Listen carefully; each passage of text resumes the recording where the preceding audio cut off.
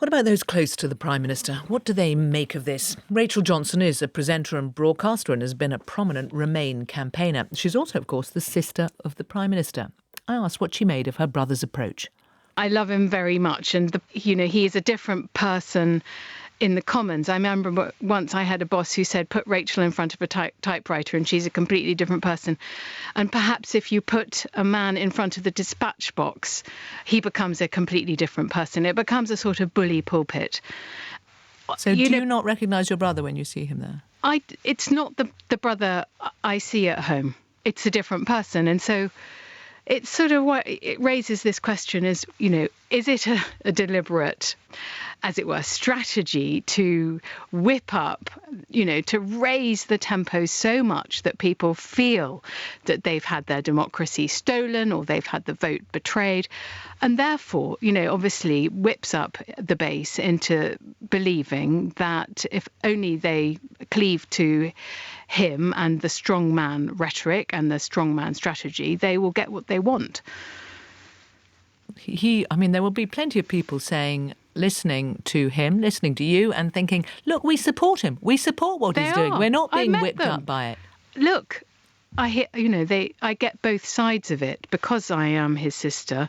I have people stopping me in the street and saying, well done, your brother. And I say, which one, Joe or Boris? Joe, who resigned because he thought that what the direction of travel was not in the national interest, or the one who's taking the country in this direction of travel. And the country divides. And I think that what we saw yesterday and today in the Commons is a very divided country.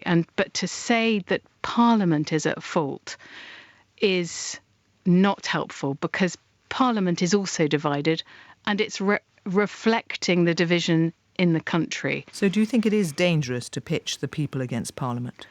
It's a kind of strongman gambit that has been proved to work. I think that what we're seeing is an executive that's so keen to deliver Brexit in any shape or form, to get the country out of the EU, to deliver up on that promised land, that they will do anything to justify that end. If you see a different Boris Johnson at the dispatch box than you see at home, is it partly down to advisers? What do you see of the role of Dominic Cummings here? It could be Dominic Cummings advising the Prime Minister to be extremely aggressive and to face down opposition from all sides of the establishment in order to, as it were, secure his position as the tribune of the people. It could be coming from my brother himself. He obviously thoroughly enjoys being Prime Minister. It also could be from, who knows, people who have invested billions in shorting the pound or shorting the country in the expectation of a no-deal Brexit. We don't know. But you obviously think those are factors.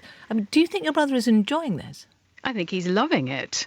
The fact that Labour won't yield to his demand for an election before we've got an extension shores up his position as the leader with conviction who can face down the opposition to tell the opposition they're frit because they think they're going to lose, not because the opposition doesn't want to take the country over a cliff before it's secured what they hope to be a legal requirement that the Prime Minister has to get an extension. Otherwise, no deal has to be off the table. Rachel Johnson talking to me just before we came on air.